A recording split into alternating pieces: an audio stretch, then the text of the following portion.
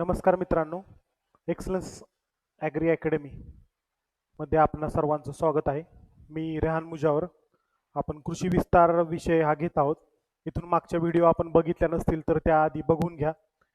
आता आपण विकास योजना बघणार आहोत. त्यातील या भागामध्ये आपण निम्म्या आणि पुढच्या भागामध्ये निम्म्या अशा दोन भागामध्ये योजना बघणार आहोत. तर विकास योजना एक्सटेन्शनमध्ये त्यांनी विकास योजना टाकलेल्या आहेत. 16-17 विकास योजना आहेत. त्या योजनेमध्ये अशा योजना आहेत की ज्या आता बंद झाल्यात. त्यातल्या मेजॉरिटी योजना सगळ्या बंद झालेल्या आहेत. म्हणजे बंद म्हणजेच की त्यामध्ये पुनर्रचना झालेली आहे. सगळ्या 60, 70, 80, 90च्या दशकातल्या योजना आहेत. त्या काळातल्या योजना आता आपल्याला सिलेबसला आहेत. आता काही जणांना तर असा प्रश्न पडला असेल की आम्हाला सर सापडतच नाहीयेत, त्या ऑनलाईनच नाहीत. काही योजना तर अशा आहेत की त्याची इन्फॉर्मेशन ऑनलाईन पण नाहीये, शोधून सापडणार पण नाही. पण आपण सर्व प्रोव्हाइड करणार आहोत आपल्या या भागामध्ये. ओके, तर सुरू करूया विकास योजना. तर सिलेबस घ्यायचं कारण काय, तर थोडं विकास योजनावर चर्चा करावी म्हणलं की काय विकास योजना काय. विकास योजना यामध्ये आपल्याला त्यांनी माहिती, उद्देश, लाभार्थी, प्रशासन, फायदे, तोटे हे सगळं विचारलेलं आहे. पण त्यांनी योजना कशा दिल्यात बघा. आता पहिली योजना बघा, कोरडवाहू क्षेत्र विकास योजना, डीपीएपी. डीपीएपीचा लॉंग फॉर्म काय होतो, ड्रॉट प्रॉन एरिया प्रोग्राम. आणि कोरडवाहू क्षेत्र विकास योजनेचा लॉंग फॉर्म काय होतो, रॅड, म्हणजेच rainfed area development scheme, rainfed area development program. येते लक्षात. तर हे थोडं कन्फ्युजिंग आहे की डीपीएपी घ्यायचं का कोरडवाहू क्षेत्र विकास योजना घ्यायची. यामध्ये खूप सारं कन्फ्युजन आहे. तर सगळ्यात सिंपल पर्याय की आपण दोन्ही पण अभ्यासलेल्या कधी पण बरे होतील. कारण की पेपर सेटर डीपीएपी घेईल किंवा कोरडवाहू क्षेत्र विकास योजना घेईल, दोन्हीपैकी कोणते पण एक घेईल आणि त्यातून अर्थ काढेल. तसंच सेम एकात्मिक बळ विकास योजना. एकात्मिक बळ विकास योजना जर का तुम्हाला ऑनलाईन कुठं सापडत असेल तर बघा. मला तर काही म्हणजे कुठं लिंक लागत नाहीये अशी कोणती योजना नाही एकात्मिक बळ विकास योजना. तर ही योजना एकात्मिक बाल विकास योजना. इथं बळच्या जागेवर बाल झालंय, इथं बाल पाहिजे, एकात्मिक बाल विकास योजना. मग बाकीच्या योजना आहेत ज्या की बऱ्यापैकी पुनर्रचना झालेली आहे त्या सगळ्या योजनांमध्ये, आणि नवीन योजना आताच्या चालू आहेत. तर आपण सर्व योजना इन डिटेल बघणार आहोत. तर सुरुवात करू आपण.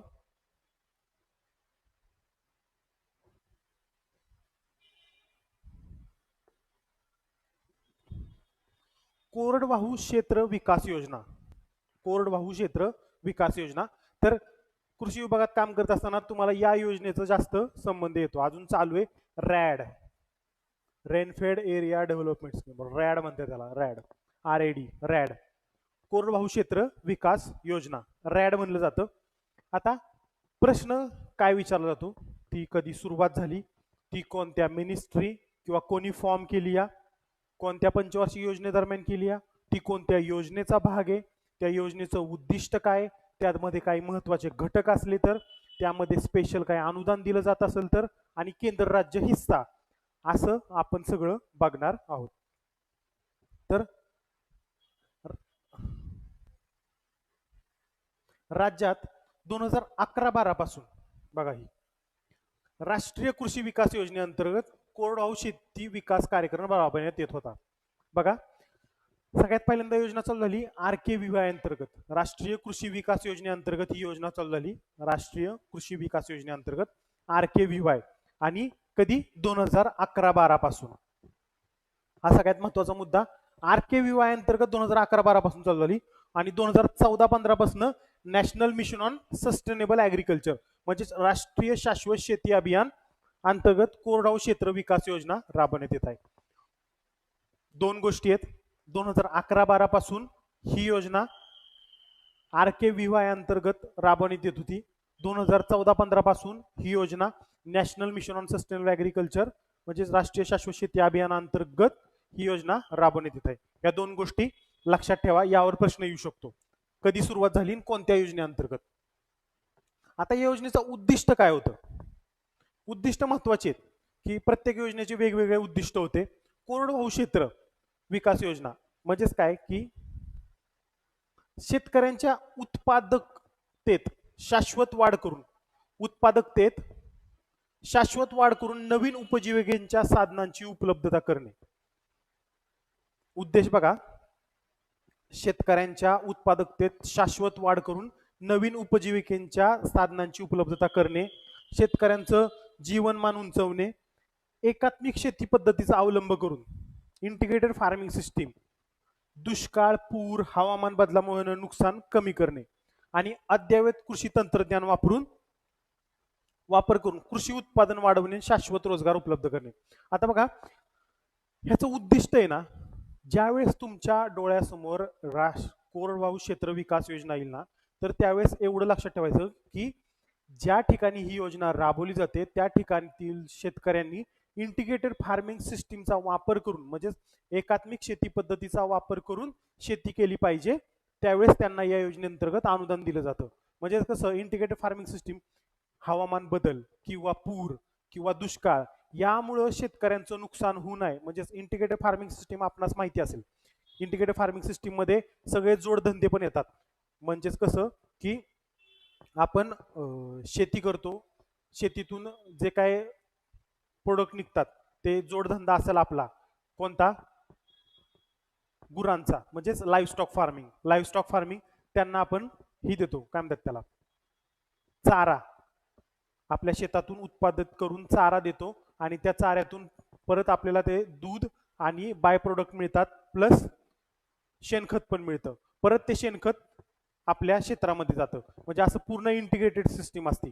परत कुक्कुटपालन असते, त्याच्याबरोबर बरेच अशा गोष्टी त्याशी लिंक असतात इंटिग्रेटेड फार्मिंग सिस्टीम मध्ये. तर ते इंटिग्रेटेड फार्मिंग सिस्टीम आपल्याला करायचं असते कोरडवाहू क्षेत्र विकास योजनेअंतर्गत. ओके, त्याद्वारे इंटिग्रेटेड फार्मिंग सिस्टीम करून जे काय पूर येतोय, त्यामध्ये परत दुष्काळ येतोय, अजून शेतकऱ्यांना निसर्गाच्या बदलाला सामोरे जावं लागते, हवामान बदलाला सामोरे जावं लागते, त्यापासून संरक्षण करण्यासाठी एकात्मिक शेती पद्धतीचा अवलंब करायचा. आता कार्यक्षेत्र जिल्हे कुठले? राज्यातील सर्व जिल्ह्यांचा समावेश करण्यात आलाय. राज्यातील सर्व जिल्ह्यांचा यामध्ये समावेश करण्यात आलाय. आणि कोणत्या ठिकाणी हा प्रकल्प राबवला जातो? हमखास सिंचनाखाली नसलेल्या क्षेत्रामध्ये हा प्रकल्प राबवण्यात येतो. म्हणजे ही योजना राबवण्यात येतात हमखास सिंचनाखाली न येणाऱ्या क्षेत्रामध्ये. रॅड कार्यक्षेत्र जिल्हे राज्याच्या सगळ्या जिल्ह्यामध्ये राबवण्यात येत आहे. आणि जिथं सिंचनाखाली क्षेत्र कमी आहे किंवा नाहीये तिथं हा प्रकल्प राबवण्यात येतोय. प्रकल्प निवड या योजनेच्या अंमलबजावणीसाठी ना समूह आधारित योजना ही म्हणजे क्लस्टर बेस्ड अप्रोच ठेवावा लागतो. समूह आधारित प्रकल्प म्हणजे क्लस्टर बेस्ड अप्रोच या धोरणाचा अवलंब केला जातो. सगळ्यात महत्वाचं, प्रकल्प निवडताना क्लस्टर बेस्ड अप्रोच. ओके, त्यानंतर 300 हेक्टरचा प्रकल्प असला पाहिजे आणि असे 180 प्रकल्प असतात. एकूण 180 प्रकल्प. 300 हेक्टरचा एक प्रकल्प आणि एकूण 180 प्रकल्प, यावर प्रश्न विचारू शकतात. 300 हेक्टरचा प्रकल्प आणि एकूण 180 प्रकल्प क्लस्टर बेस्ड अप्रोच असतो. आणि ज्या ठिकाणी सिंचनाखाली नसलेले क्षेत्र अशा ठिकाणी हा प्रकल्प राबवण्यात येतो.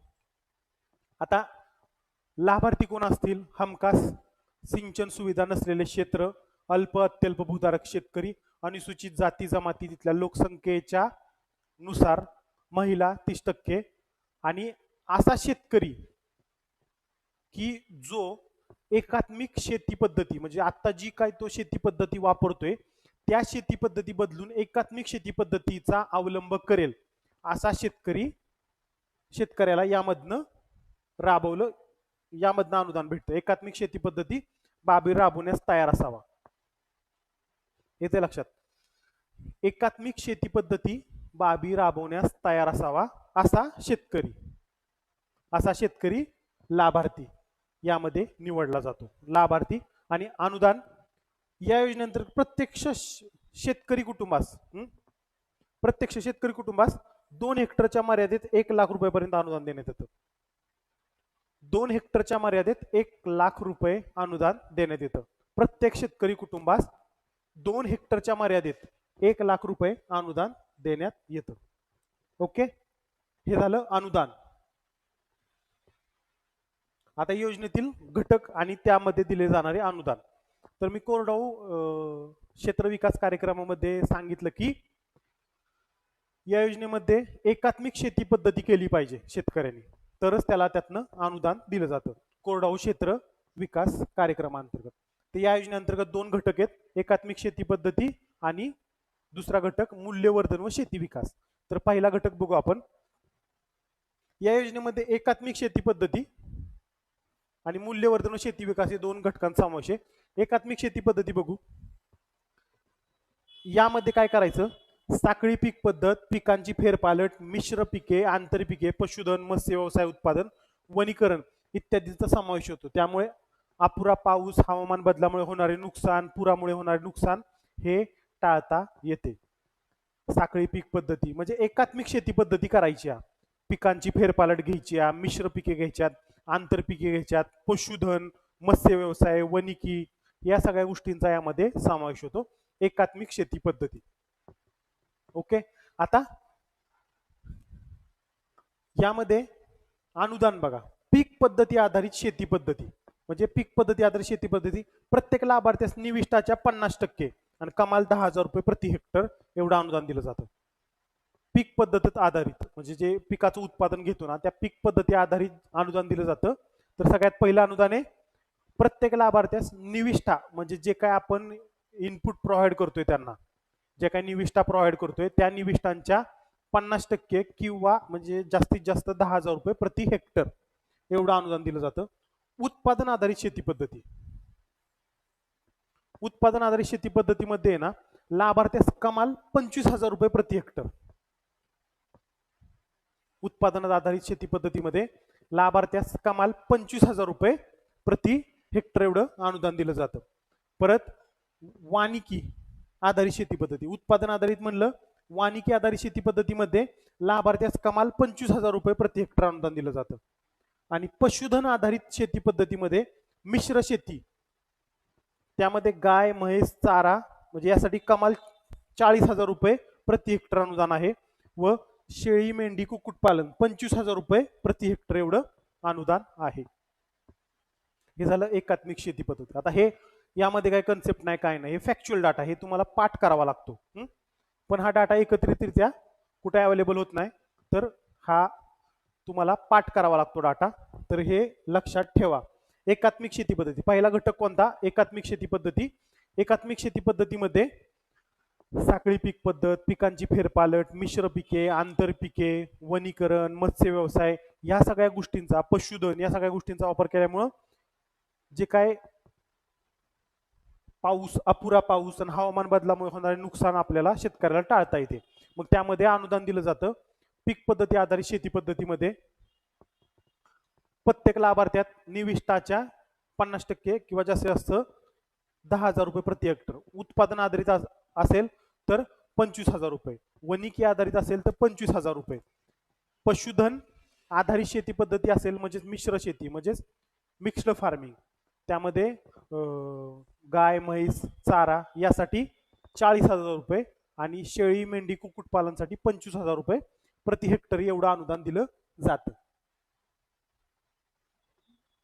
मूल्यवर्धन व शेती विकास. मूल्यवर्धन म्हणजे काय की आपण जे काय आपल्या शेतामध्ये उत्पादन करतोय त्याचं मूल्यवर्धन करणे आणि नंतर विकणे. मूल्यवर्धन करून म्हणजे मूल्यवर्धन म्हणजे आपल्या डोक्यात काय कन्सेप्ट असते की आपल्याला प्रोसेसिंग करायचे काहीतरी. नुसतं प्रोसेसिंग मध्ये मूल्यवर्धन नसते, त्यात तुम्ही ग्रेडिंग केलं, स्टँडर्डायझेशन केलं किंवा पॅकिंग केलं ते तरी पण मूल्यवर्धन होऊन जातं. म्हणजे तुम्ही गव्हाचे 20-20, 30-30 किलोचे कट्टे करून विकले तरी आणि व्यवस्थित चाळून वगैरे विकले तरी पण ते मूल्यवर्धनामध्ये जातं. मूल्यवर्धनामध्ये जातं. यामध्ये मधुमक्षिका पालन, मुरघास, हरितगृह उभारणी, वैयक्तिक शेततळे, शेततळ्याचे अस्तरीकरण, सामूहिक जलसाठा, चेक डॅम, गांडूळ खत, हिरवळीची खते, विद्युत पंप पुरवठा, पाईप पुरवठा, काढणी पश्चात प्रक्रिया, भूसुधारणा बाबींचा समावेश होतो. या सगळ्या गोष्टींचा यामध्ये समावेश होतो. 2014-15 पासून या योजनेला केंद्राकडून 100% अनुदान होतं. 15-16 पासून केंद्र राज्य वाटा 60-40 एवढा आहे. केंद्र राज्य वाटा 60-40 एवढा आहे. तर आता परत एकदा सांगतो की कोरडवाहू क्षेत्र विकास योजना ही योजना 2011-12 पासून राष्ट्रीय कृषी विकास योजनेअंतर्गत राबवण्यात येत होती. 2014-15 पासून ही योजना national mission on sustainable agriculture यांच्या अंतर्गत राबवण्यात यायला लागली. या योजनेचं उद्दिष्ट काय आहे की एकात्मिक शेती पद्धतीचा वापर शेतकऱ्यांनी करावा, जेणेकरून हवामान बदल, अपुरा पाऊस यामुळे होणारे नुकसान तो टाळू शकेल, ज्यामुळे त्याचं उत्पादन वाढेल आणि उत्पादकतेत वाढ होईल, जीवनमान उंचावेल. हे या योजनेचं उद्दिष्ट होतं. तर या योजनेअंतर्गत समाविष्ट जिल्हे, राज्यातील सर्व जिल्हे, ओके, आणि अशा ठिकाणी हा प्रकल्प राबवण्यात येतो जिथं हमखास सिंचनाखाली जे काही क्षेत्र असतं ते कमी असते किंवा नसते. त्यानंतर प्रकल्प निवड ही एक क्लस्टर बेस्ड अप्रोच धरावा लागतो. याला क्लस्टर बेस्ड अप्रोच धरावा लागतो. 300 हेक्टरचा एक प्रकल्प असतो. असे 180 प्रकल्प राबवण्यात येत आहेत. लाभार्थी कोण आहेत की सिंचन सुविधा नसलेले शेतकरी, अनुसूचित जाती जमातीमधील शेतकरी, महिला 30%, अल्प अत्यल्प भूधारक शेतकरी आणि असा शेतकरी की जो एकात्मिक शेती पद्धती अवलंब करेल, जो आता तो जो काय अवलंब करतोय त्या पद्धतीला सोडून एकात्मिक शेती पद्धतीचा अवलंब करेल अशा शेतकऱ्यांना लाभ देण्यात येतो. अनुदान जास्तीत जास्त 1 लाख रुपयापर्यंत हेक्टरी अनुदान दिलं जातं. योजनेतील घटक, ओके, तर 2 घटक आहेत, एकात्मिक शेती पद्धती आणि मूल्यवर्धन मूल्यवर्धन. मग एकात्मिक शेती पद्धतीमध्ये ह्या गोष्टी येतात. पीक पद्धती आधारित शेती पद्धती म्हणजेच 10,000 निविष्ठांच्या 50% किंवा जास्तीत जास्त 10,000 प्रति हेक्टरी. त्यानंतर उत्पादन आधारित शेती पद्धतीमध्ये 25,000, वानिकी आधारित शेती पद्धतीमध्ये 25,000, पशुधन आधारित शेती पद्धतीमध्ये 40,000 आणि शेळी मेंढी कुक्कुटपालनसाठी 25,000 असं अनुदान दिलं जातं.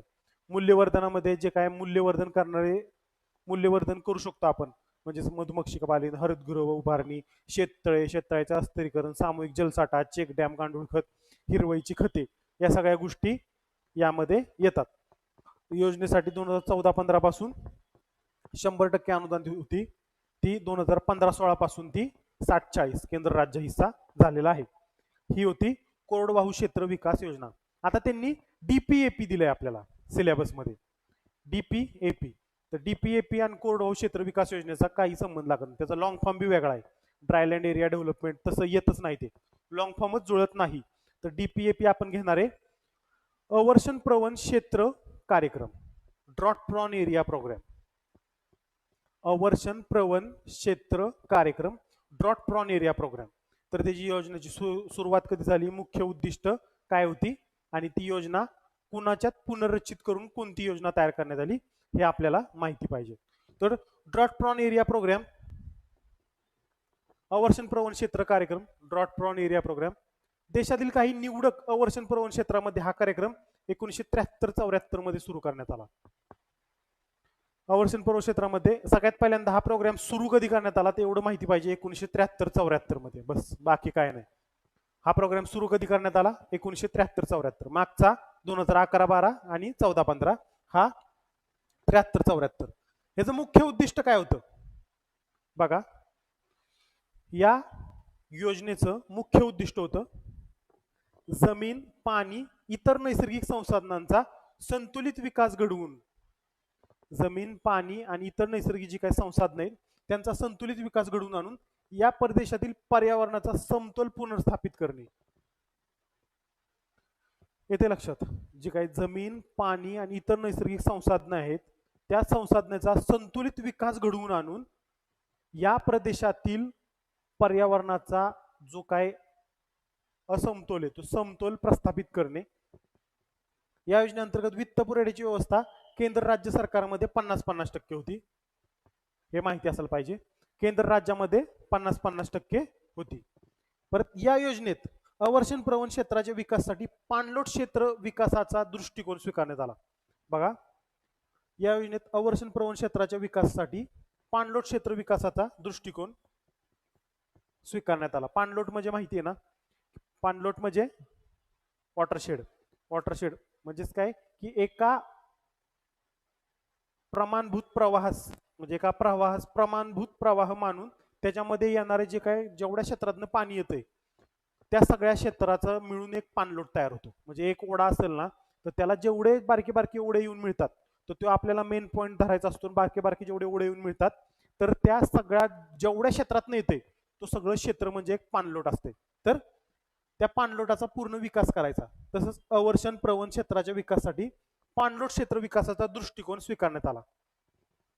ही योजना बघा 13 जिल्ह्यातील 155 जिल्ह्यात 13 राज्यातील 155 जिल्ह्यात मधील 947 गटामध्ये राबवली जात होती. तसेच योजनेअंतर्गत 41 लाख एवढ्या क्षेत्रावर सुमारे 8,355 प्रकल्प राबवले जात होते. 13 जिल्ह्यात 13 राज्यामध्ये 155 जिल्ह्यात 947 गटामध्ये योजना राबवली जात होती. या योजनेअंतर्गत 41 लाख एवढ्या क्षेत्रावर सुमारे 8,355 प्रकल्प राबवली जात होते. 2008-9 पासून काय झालं की ही जी काय अवर्षण प्रवण क्षेत्र कार्यक्रम होता प्लस एकात्मिक पडीक भूमी विकास कार्यक्रम आणि वाळवंट विकास कार्यक्रम, वाळवंट विकास कार्यक्रम, एकात्मिक पडीक भूमी क्षेत्र कार्यक्रम आणि तिसरं अवर्षण प्रवण क्षेत्र कार्यक्रम यांचं एकत्रीकरण करून तिन्ही योजनांचं सर्वसमावेशक कार्यक्रम चालू करण्यात आला. एकात्मिक पाणलोट क्षेत्र व्यवस्थापन कार्यक्रम, एकात्मिक पाणलोट क्षेत्र व्यवस्थापन कार्यक्रम ही योजना चालू करण्यात आली. म्हणजेच अवर्षण प्रवण क्षेत्र कार्यक्रम जो होता तो 1973-74 ला सुरू झाला. त्या योजनेचं उद्दिष्ट परत वित्त पुरवठा 50-50% आणि ती योजना 2008-9 मध्ये वाळवंट विकास कार्यक्रम आणि पडीक भूमी विकास कार्यक्रम प्लस ही ड्रॉट प्रोन एरिया प्रोग्राम तिघांचं एकत्रीकरण करून एकात्मिक पाणलोट व्यवस्थापन कार्यक्रम सुरू करण्यात आला. ओके, ही आहे ड्रॉट प्रॉन एरिया प्रोग्राम. आपण का बघितलं तर आता परत एकदा तिथं जातो मी. इथं बघा की ते काय म्हणले कोरडवाहू क्षेत्र विकास योजना. बरं ठीक आहे, पण डीपीएपी काय दिलंय कंसात? त्याचा डीपीएपी लॉंग फॉर्मच होत नाही कोरडवाहू क्षेत्र विकास कार्यक्रमाचा. होत असाल तर तुम्ही बघा, म्हणजे लावताच येत नाही. ड्रॉट प्रॉन एरिया प्रोग्रामच त्याचा लॉंग फॉर्म होतो. कोरडवाहू क्षेत्र विकास कार्यक्रम म्हणजे रेनफेड एरिया डेव्हलपमेंट प्रोग्राम. जरी तुम्ही ऑनलाईन टाकलं कुठेही इन्फॉर्मेशन काढा, दोघांचा जो काय कंसात लिहिलंय त्याचा आणि त्याचा काही संबंध लागत नाही. त्यासाठी आपण काय केलं की इथं स्वल्पविराम दिला. आपण आपला सिलेबस इथं स्वल्पविराम दिला आणि स्वल्पविराम देऊन डीपीएपी नवीन योजना करून टाकली. कारण की विचारू शकता डीपीएपी वर पण. तर ह्या दोन योजना घेतल्या आपण.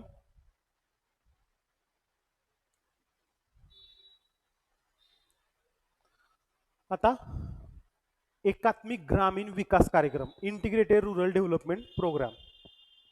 तर यामध्ये काय होतं की एकात्मिक ग्रामीण विकास कार्यक्रम हा महत्वाचा कार्यक्रम आहे. यावर भरपूर प्रश्न विचारलेले गेले आहेत. यावर भरपूर प्रश्न विचारले गेले आहेत की किती ब्लॉक्स मध्ये चालू झाला सुरुवातीला, कुणी चालू केला, कधी चालू केला, भरपूर प्रश्न येऊन गेलेले आहेत. आणि तो नंतर कुठल्या योजनेत विलीन झाला, त्या योजनेची उद्दिष्ट काय होती, ह्या सगळे प्रश्न. आणि ती कुठली पंचवार्षिक योजना होती, कोणत्या पंचवार्षिक योजनेदरम्यान ही योजना सुरू करण्यात आली. तर एवढ्यावर प्रश्न आलेले आहेत. तर आपण बघूया एकात्मिक ग्रामीण विकास कार्यक्रम, इंटिग्रेटेड रुरल डेव्हलपमेंट प्रोग्राम. सुरुवातीला 2300 गटामध्ये सुरू करण्यात आलेला प्रोग्राम.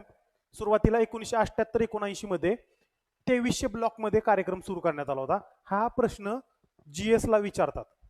हा प्रश्न नॉर्मल जीएस मध्ये विचारतात की सुरुवातीला किती ब्लॉक्स मध्ये योजना सुरू झाली. आणि हा प्रश्न येऊन पण गेला एकदा. हा प्रश्न इकॉनॉमिक्स मध्ये तुम्ही जर का जीएस वाचत असाल आणि इकॉनॉमिक्स मध्ये हा प्रश्न येऊन गेलाय की एकात्मिक ग्रामीण विकास कार्यक्रम सुरुवातीला किती गटामध्ये सुरुवात झाला. 2300, 2400, 2200, तर 2300 गटामध्ये हा कार्यक्रम सुरू करण्यात आलेला. हा कार्यक्रम 2300 गटामध्ये जो सुरू करण्यात आला ना, तोच कार्यक्रम 2 ऑक्टोबर 1980 मध्ये पूर्ण देशभरामध्ये लागू करण्यात आला. बघा, 78-79 ला जो कार्यक्रम सुरू झाला, त्या कार्यक्रम सुरुवातीला 2300 ब्लॉक मध्ये सुरू करण्यात आला होता. त्यानंतर 2 ऑक्टोबर 1980 ला पूर्ण देशामध्ये हा कार्यक्रम राबवण्यात आला. पूर्ण देशामध्ये हा कार्यक्रम राबवण्यात आला.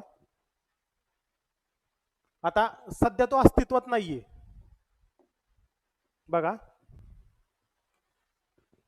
सध्या तो अस्तित्वात नसून इतर 5 योजनांसहित विलिनीकरण 1 एप्रिल 1999 मध्ये स्वर्ण जयंती ग्राम स्वरोजगार योजनेत करण्यात आला.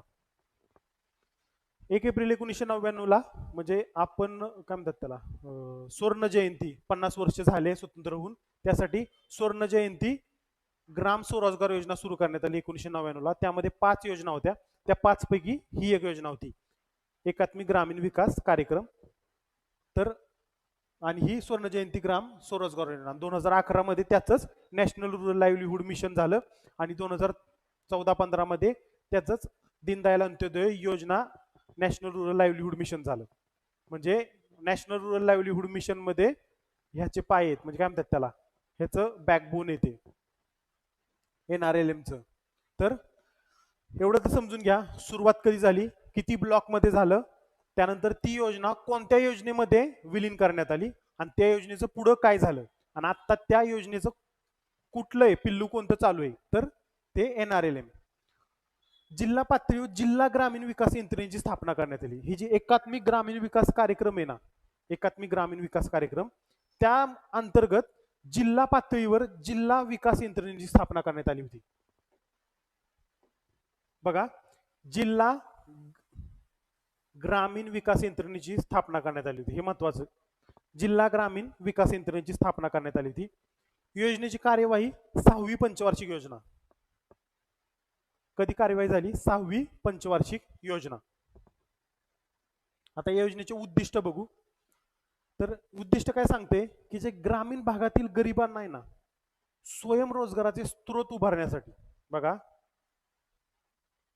जे काय ग्रामीण भागातील गरीब आहेत त्यांना स्वयंरोजगाराचे स्रोत उभारण्यासाठी व्यापारी सहकारी प्रादेशिक बँकाच्या माध्यमातून, बघा 3 प्रकारच्या व्यापारी सहकारी प्रादेशिक बँकाच्या माध्यमातून आर्थिक मदत पुरवून सामाजिक आर्थिक स्तरावर सुधारणा करण्याच्या उद्देशाने योजना सुरू करण्यात आली होती. सगळ्यात महत्वाचा उद्देश एकात्मिक ग्रामीण विकास कार्यक्रम तर काय की जे ग्रामीण भागातील गरीब आहेत त्या गरिबांना स्वयंरोजगारच्या संधी उभ्या करण्यासाठी व्यापारी सहकारी प्रादेशिक बँकाच्या माध्यमातून आर्थिक मदत पुरवून सामाजिक आर्थिक स्तरावर सुधारणा करणे हा या योजनेचं उद्दिष्ट होतं. सुधारणा करण्याच्या उद्देशाने ही योजना सुरू करण्यात आली. दुसरं उद्दिष्ट काय, दारिद्र्य रेषा पार करण्यासाठी ग्रामीण कुटुंबांना आर्थिकदृष्ट्या स्वावलंबी बनवणे, हे पण खूप महत्वाचं उद्दिष्ट आहे. दारिद्र्य रेषा पार करण्यासाठी ग्रामीण कुटुंबांना स्वावलंबी आर्थिकदृष्ट्या स्वावलंबी बनवणे, येते लक्षात. दारिद्र्य रेषा पार काढण्यासाठी ग्रामीण कुटुंबांना आर्थिकदृष्ट्या स्वावलंबी बनवणे. तिसरं, हा उद्देश साध्य करण्यासाठी ना लक्ष्य गटामध्ये स्वयंरोजगाराचा विकास घडवून आणण्यासाठी त्यांना उत्पादनक्षम भांडवलाचा पुरवठा करण्याची तरतूद त्यामध्ये समावेश होती. म्हणजेच ही पहिली लाईन, उत्पादनक्षम भांडवलाचा पुरवठा करणे ही या योजनेअंतर्गत तरतूद होती. उत्पादनक्षम भांडवलाचा पुरवठा करणे, या योजनेसाठी आवश्यक वित्त पुरवठा केंद्र राज्य 50-50% या प्रमाणात. सगळ्यात पहिल्यांदा एकात्मिक ग्रामीण विकास योजना सुरुवात 78-79 मध्ये 2300 ब्लॉक मध्ये, पण खरी पूर्ण देशामध्ये सुरुवात 2 ऑक्टोबर 1980 ला. ही योजना 1 एप्रिल 1999 मध्ये सुरू झालेल्या स्वर्ण जयंती ग्रामीण स्वरोजगार योजनेमध्ये विलीन झाली. बाकीच्या 5 योजनांबरोबर 5 योजना झाल्या होत्या त्यामध्ये. त्यानंतर जिल्हा पातळीवर जिल्हा ग्रामीण विकास यंत्रणेची स्थापना करायची. त्यानंतर योजनेची कार्यवाही 6वी पंचवार्षिक योजना. उद्दिष्ट काय होतं की या योजनेअंतर्गत जे काही ग्रामीण गरीब आहेत ना त्या ग्रामीण गरिबांना बँकांमार्फत आर्थिक भांडवल पुरवून स्वयंरोजगाराच्या संधी त्यांच्यात उभारणा करून त्यांना स्वावलंबी बनवणे हे योजनेचं उद्दिष्ट होतं.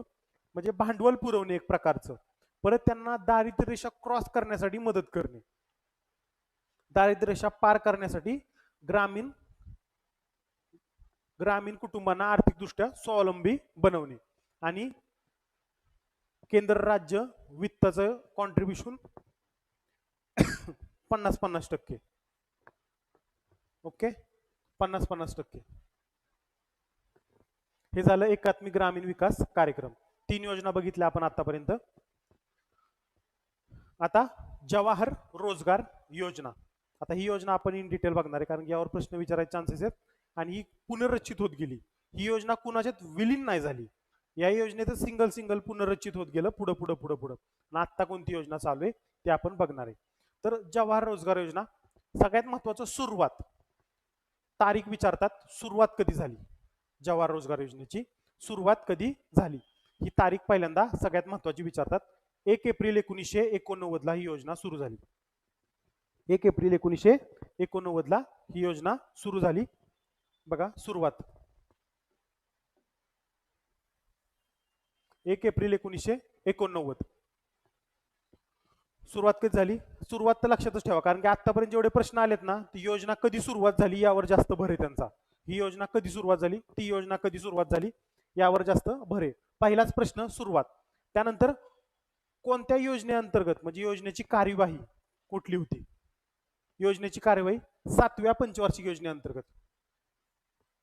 ओके, 7व्या पंचवार्षिक योजनेअंतर्गत. त्यानंतर 2 योजनेचं एकत्रीकरण करून ही योजना तयार करण्यात आली होती. हा पुढचा मुद्दा. पहिला मुद्दा सुरुवात, कुठल्या योजनेअंतर्गत कार्यवाही झाली. तिसरा मुद्दा कुठल्या 2 योजने, म्हणजे ही योजना तयार नव्हती झाली, आधी 2 योजना चालू होत्या, त्या 2 योजनांचं एकत्रीकरण करून ही योजना चालू करण्यात आली. जवाहर रोजगार योजना त्यामध्ये कुठली, national rural employment programme NREP 2 October 1980. National rural employment programme 2 October 1980 ला सुरू झालेला आणि rural landless employment guarantee programme 15 August 1983 ला चालू झालेला. हे 2 प्रोग्राम आहेत ज्यांचं एकत्रीकरण करून जवाहर रोजगार योजना सुरू करण्यात आली. ज्यांचं एकत्रीकरण करून जवाहर रोजगार योजना सुरू करण्यात आली. येते लक्षात. ओके, आता ही योजना एक महत्वाची मजुरी रोजगार योजना आहे. बघा मजुरी रोजगार योजना आहे, ती कुणामार्फत राबवली जाते, पंचायत राज संस्थांच्या माध्यमातून देशातील सर्व खेड्यांमध्ये राबवली जाते. पंचायत राज संस्थांच्या माध्यमातून सर्व खेड्यांमध्ये देशाच्या राबवली जात होती. तिच्या माध्यमातून ग्रामीण भागात टिकाऊ पायाभूत सुविधांची निर्मिती करण्याचा प्रयत्न केला गेला. या योजनेअंतर्गत टिकाऊ पायाभूत सुविधांचा निर्माण करण्याचा प्रयत्न केला. या योजनेअंतर्गत टिकाऊ पायाभूत सुविधांचं निर्मिती करण्याचा प्रयत्न करण्यात आला. ओके, सुरुवात 1 एप्रिल 1989. 7वी पंचवार्षिक योजना, 2 योजनांचं एकत्रीकरण, national rural employment guarantee programme जी की 1980 ला सुरुवात झाली, आणि दुसरी rural landless employment guarantee programme जी की 1983 ला सुरू झाली. आता सगळ्यात असा प्रश्न येतो की भारतातील सगळ्यात पहिली मजुरी रोजगार योजना कोणती, असा प्रश्न GS ला विचारला जातो. तर ही जवाहर रोजगार योजना नाहीये, ती योजना आहे national rural employment programme 2 October 1980 ची. सगळ्यात पहिली योजना कोणती असा प्रश्न विचारतात. हा थोडा अवघड प्रश्न झाला पण येऊ शकतो. त्यामध्ये जवाहर रोजगार योजना पण ऑप्शनला असेल पण ते उत्तर नसेल. सगळ्यात पहिली योजना नॅशनल रुरल एम्प्लॉयमेंट प्रोग्राम, ही मजुरी रोजगार योजना होती. ती पंचायत राज संस्थांच्या माध्यमातून सर्व खेड्यांमध्ये राबवली जात होती आणि तिच्या मार्फत टिकाऊ पायाभूत सुविधा निर्माण करण्यात आल्या. आता जवाहर ग्राम समृद्धी योजना, सेम तेच, फक्त जवाहर रोजगार योजनेची पुनर्रचना करून 1 एप्रिल 1999 रोजी तिच्या जागी जवाहर ग्राम समृद्धी योजना, फक्त ग्राम समृद्धी झालं, जवाहर ग्राम समृद्धी योजना सुरू करण्यात आली. तिची पुनर्रचना करून, बघा तिची पुनर्रचना केली, योजना तीच आहे, तिची पुनर्रचना केली फक्त. त्यामुळं योजनेचा संबंध पुढं आहे, म्हणजे पुढच्या योजनेत आहे, त्यामुळं योजना घेणं महत्वाची आहे. आता बघा की जवाहर रोजगार योजनेची पुनर्रचना करून 1 एप्रिल 1999 ही तारीख महत्वाची, 1 एप्रिल 1999 जागी जवाहर ग्राम समृद्धी योजना सुरू करण्यात आली. योजनेची कार्यवाही 9वी पंचवार्षिक योजना. लक्ष्य काय? रोजगार निर्माण करणे. रोजगार निर्माण करणे. ओके, लक्ष्य काय की रोजगार निर्माण करणे. 9वी पंचवार्षिक योजना रोजगार निर्माण करणे. आता उद्देश काय येणार? जवाहर रोजगार योजनेस अधिक प्रभावी व्यावहारिक बनवण्याच्या दृष्टीने जवाहर ग्राम समृद्धी योजना सुरू करण्यात आली. म्हणजेच काय करायचं होतं की ही जवाहर रोजगार योजना आहे ना, ती अजून प्रभावी आणि व्यावहारिक बनवण्याच्या दृष्टीने ही योजना सुरू करण्यात आली होती. परत ग्रामीण भागात टिकाऊ पायाभूत सुविधांची निर्मिती होण्याबरोबर जनतेला शाश्वत रोजगाराची संधी निर्माण करणे. टिकाऊ पायाभूत सुविधा तर निर्माण करायच्यात, पण शाश्वत रोजगाराची संधी पण उपलब्ध करून द्यायची आहे. शाश्वत रोजगाराची संधी पण उपलब्ध करून द्यायची आहे. ग्रामीण बेरोजगारांसाठी मजुरी रोजगाराची निर्मिती करणे. ग्रामीण बेरोजगारांसाठी मजुरी रोजगाराची निर्मिती करणे हा योजनेचं उद्दिष्ट होतं. येते लक्षात? मजुरी रोजगाराची निर्मिती करणे. आता जवाहर ग्राम समृद्धी योजनेत केंद्र आणि राज्य सरकारचा हिस्सा 75-25%. जवाहर ग्राम समृद्धी योजना. आता जवाहर ग्राम समृद्धी योजना जवाहर रोजगार योजनेची पुनर्रचना करून 1 एप्रिल 1999 सुरू झाली. 9वी पंचवार्षिक योजनेदरम्यान रोजगार निर्माण करणे हे त्याचं लक्ष्य होतं. जवाहर रोजगार योजना ही अधिक प्रभावी आणि व्यावहारिक म्हणजे बनवण्याच्या दृष्टीने ही योजना सुरू करण्यात आली. ग्रामीण भागात आहे ना टिकाऊ पायाभूत सुविधा निर्माण करणे. बघा, ग्रामीण भागात टिकाऊ पायाभूत सुविधा निर्माण होण्याबरोबरच जनतेला शाश्वत रोजगाराच्या संधी उपलब्ध करणे. ग्रामीण बेरोजगारांसाठी मजुरी रोजगाराची निर्मिती करणे. ग्रामीण बेरोजगारांची मजुरी रोजगाराची निर्मिती करणे. आणि जवाहर ग्राम समृद्धी योजना आहे ना, केंद्र आणि राज्य सरकारच्या 75-25 आर्थिक ह्याच्यातनं राबवली जात होती. जवाहर ग्राम समृद्धी योजना. आता संपूर्ण ग्रामीण रोजगार योजना. बघा, नावात नुसतं फेरगापला गेलाय. सरकार बदललं की नाव बदलतंय, योजना तीच राहतीये. पुढं पुढं पुढं पुढं सरकत चाललंय फक्त. परत आता जी काही जवाहर ग्राम समृद्धी योजना होती, जी आपण ही बघत होतो, जवाहर ग्राम समृद्धी योजना आणि आश्वासित रोजगार योजना 1993 ची, या दोघांचं एकत्रीकरण करून 25 सप्टेंबर 2001 रोजी संपूर्ण ग्रामीण रोजगार योजना सुरू करण्यात आली. संपूर्ण ग्रामीण रोजगार योजना सुरू करण्यात आली. संपूर्ण ग्रामीण रोजगार योजना सुरू करण्यात आली. आता कसं होतं की आपण योजनांच्या पुढे पुढे चाललोय, एवढं अभ्यासणं गरजेचं आहे का? तर गरजेचं आहे असं वाटतंय. कारण की एकदा प्रश्न येऊन गेला ना तर तो आपल्या आयुष्यातला इतिहास होतो. पण त्या प्रश्नाचा आपण आधीच आपल्या आयुष्याचा भूतकाळ बनवला ना तर कधी पण बरं असतंय. कळतंय का? कधी पण तो प्रश्नाचा भूतकाळ बना, नाहीतर तो तुमच्या आयुष्याचा इतिहास करेल. योजनेत कार्यवाही 9वी पंचवार्षिक योजना. लक्ष्य रोजगार निर्माण करणे. त्याचा पण उद्देश काय होता की ग्रामीण बेरोजगारीचं चक्र मोडणे, बेरोजगाराबरोबर अन्न सुरक्षा पुरवणे, पायाभूत सुविधा पुरवणे या उद्देशाने ही योजना सुरू करण्यात आली. बेरोजगारीचं चक्र मोडणे, रोजगाराबरोबरच अन्न सुरक्षा पुरवणे आणि पायाभूत सुविधा पुरवणे. यामध्ये फक्त काय ऍड झालं माहिती का? त्यामध्ये फक्त रोजगार पुरवायचा होता, यामध्ये अन्न सुरक्षा पण पुरवायची. बघा, अन्न सुरक्षा कशी? योजनेअंतर्गत जे काही रोजगार धारक आहेत त्यांना 5 किलो धान्य एकूण पगाराच्या 25% पगार रोख स्वरूपात दिला जात असून याची अंमलबजावणी जिल्हा पंचायत आणि ग्रामपंचायत मार्फत केली जाते. येते का लक्षात? की संपूर्ण ग्रामीण रोजगार योजनेमध्ये काय वाढलं? फक्त अन्न सुरक्षा वाढला. हा मुद्दा एवढा वाढला, अन्न सुरक्षा. आणि त्या अन्न सुरक्षेमध्ये 5 किलो धान्य द्यायचे आणि एकूण पगाराच्या 25% पगार रोख स्वरूपात द्यायचा आहे. एवढंच करायचंय, बाकी काहीच नाहीये. एवढंच करायचं आहे. येते लक्षात? परत ही योजना दुसऱ्याला जाऊन मिळाली. ही योजना 2 फेब्रुवारी 2016 रोजी कार्यान्वित झालेल्या राष्ट्रीय ग्रामीण रोजगार हमी योजनेमध्ये समाविष्ट झाली. परत समाविष्ट झाली. म्हणजे जवाहर रोजगार योजना सुरुवात झाली, त्यानंतर एक योजना, त्यानंतर एक योजना आणि त्यानंतर आता जी चालू योजना ती अशी चौथी योजना आली जवाहर ग्राम समृद्धी योजनेनंतर हळूहळू पुढे पुढे पुढे. तर आपण हे कसं हे माहिती पाहिजे, असं नाही की परीक्षेत येईल, पण आपण कुठलाही मुद्दा न सोडलेला बरा, स्किप न केलेलं कधी पण बरं असते.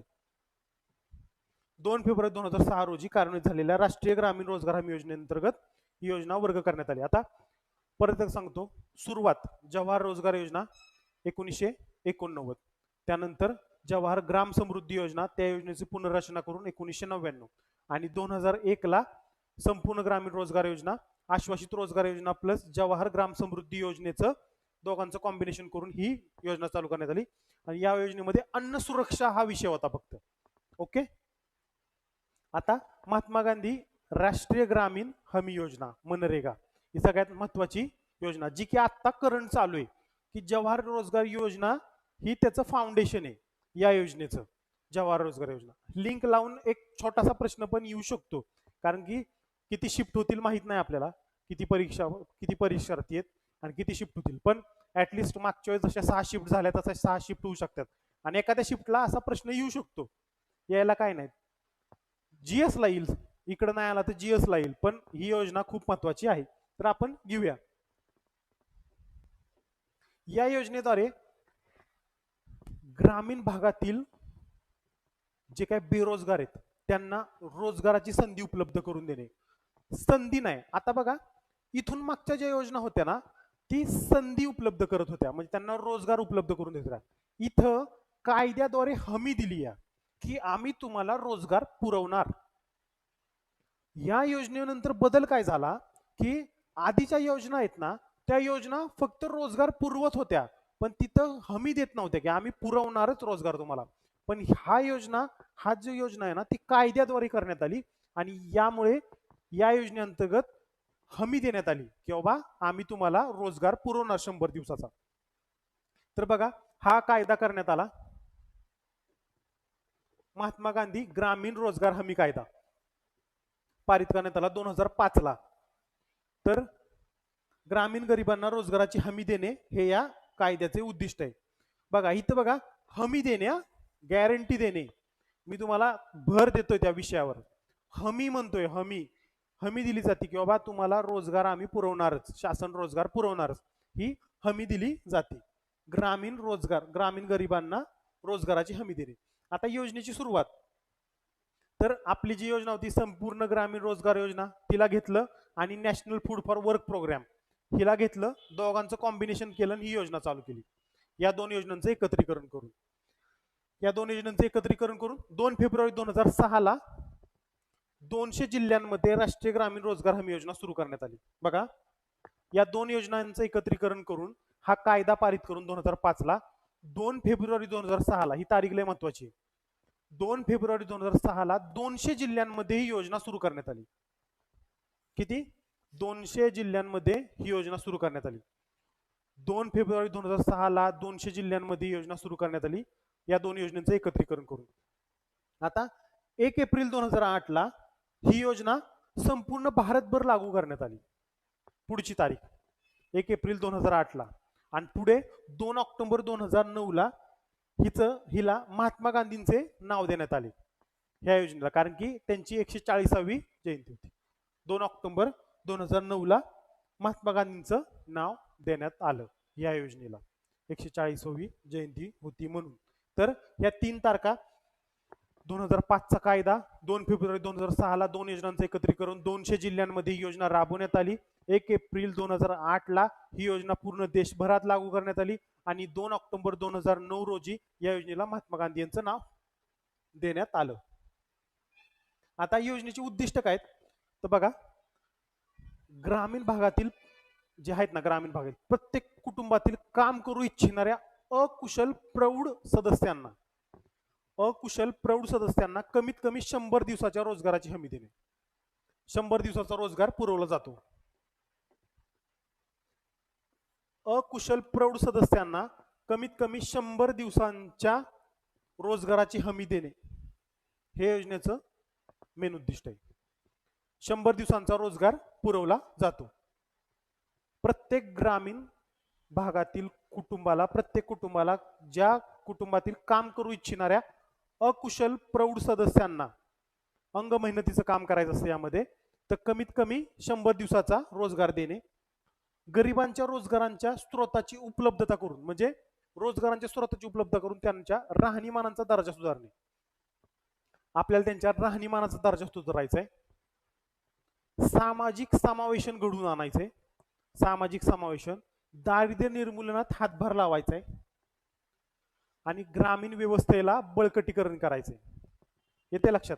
ग्रामीण व्यवस्थेला बळकटीकरण करायचे, दारिद्र्य निर्मूलनात हातभार लावणे, सामाजिक समावेशन घडवून आणणे आणि रोजगाराचे स्रोत उभारणे आणि 100 दिवसाचा रोजगार पुरवणे. आता योजनेतील तरतुदी. तर ज्याला रोजगार पाहिजे त्यांनी ग्रामपंचायत जाऊन अर्ज करायचा असतो. नोंदणीनंतर 15 दिवसाच्या आत त्याला घरापासून 5 किलोमीटरच्या अंतरात रोजगार पुरवला जातो. 5 किलोमीटरच्या पलीकडे जर का रोजगार दिला असेल त्याला तर 10% अतिरिक्त मजुरी दिली जाते. नोंदणी केल्यानंतर 15 दिवसाच्या आत त्याला समजा जर का रोजगार नाही पुरवला तर पहिल्या 30 दिवसात त्याला मजुरीच्या 25% बेरोजगारी भत्ता आणि त्यानंतर 30 दिवसानंतर 50% बेरोजगारी भत्ता द्यावा लागतो. या योजनेची जी काय कोणती कामं घ्यायची कोणती नाही घ्यायची हे सगळं ठरवायचं काम ग्रामसभा करते. हे सगळं ठरवायचं काम ग्रामसभा करते. हे लय महत्वाचं आहे. ग्रामसभा आणि योजनेची अंमलबजावणी, पर्यवेक्षण, अर्ज स्वीकारणे, कामाच्या नोंदी ठेवणे, 15 दिवसात रोजगार पुरवणे याचं सगळं काम ग्रामपंचायत करते. या सगळी कामं ग्रामपंचायत मार्फत केली जातात. योजनेतल्या तरतुदी आहेत या. ओके. ह्या योजना आपण जवाहर रोजगार योजना टॉप 2 आत्ता जी कोणती योजना चालू आहे ती बघितली. म्हणजे पेपर सेटरला पर्यायच नाहीये, म्हणजे आपण काही सोडलंच नाही. जवाहर रोजगार योजनेचं काहीच सोडलं नाही. ती कुठून कशात सामील झाली, मग त्यांच्यातून ती कशी सामील झाली, त्याच्या पुढे ती कशी, आणि शेवटला आत्ता कोणती योजना चालू आहे त्याची कोणती योजना चालू आहे. तर थोडक्यात घ्यायचं म्हणलं सगळ्यात पहिल्यांदा नॅशनल रूरल एम्प्लॉयमेंट प्रोग्राम 1980चा आणि 1983चा रूरल लँडलेस एम्प्लॉयमेंट गॅरंटी प्रोग्राम, या दोघांचं एकत्रीकरण करून 1989 ला जवाहर रोजगार योजना सुरू करण्यात आली. त्यानंतर 1999 ला जवाहर ग्राम समृद्धी योजना सुरू करण्यात आली. 2001 ला संपूर्ण ग्रामीण स्वरोजगार योजना सुरुवात करण्यात आली आणि 2005 ला या सगळ्यांचं कॉम्बिनेशन करून, म्हणजे त्याचं आणि काय म्हणतात त्याला फूड फॉर वर्क प्रोग्राम याचं एकत्रीकरण करून या दोन योजनेचं हे राष्ट्रीय ग्रामीण रोजगार हमी योजना ही सुरू करण्यात आली. तर या योजना आहेत. आता पुढची योजना आहे आपली फळबाग विकास योजना. आता आपल्याला सिलेबसला एवढंच दिले, फळबाग विकास योजना. अशी कुठे योजना सापडणार नाही तुम्हाला. फळबाग विकास योजना तुम्ही ऑनलाईन टाकून बघा. फळबाग विकास योजना म्हणजे असं कधी झाली होती असं नाही. मग त्या फळबाग विकास योजनेमध्ये आता कोणत्या योजना चालू आहेत, फळबाग विकास योजनेमध्ये कोणत्या योजना चालू आहेत त्या योजना आपण बघणार आहोत. तर एकात्मिक फलोत्पादन विकास अभियान ही योजना आपण बघणार आहे पहिल्यांदा. एकात्मिक फलोत्पादन विकास अभियान फळबाग विकास योजनेअंतर्गत. तर